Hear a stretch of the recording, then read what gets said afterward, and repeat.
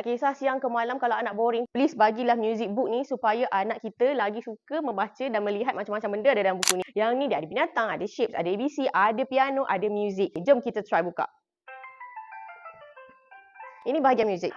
Make sure you tekan go ni dulu. Lepas tu barulah you tekan apa-apa tanda music ni. Barulah dia boleh play. Sama juga dengan page yang lain. Macam animals ni kan. Okay. You cari perkataan go. Go dekat bawah. And then tekan satu animals ni lah. Let's say I nak tekan eagles.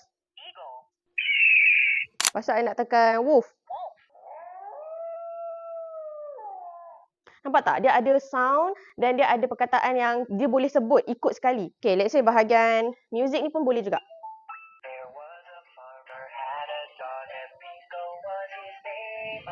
Okay, ni piano.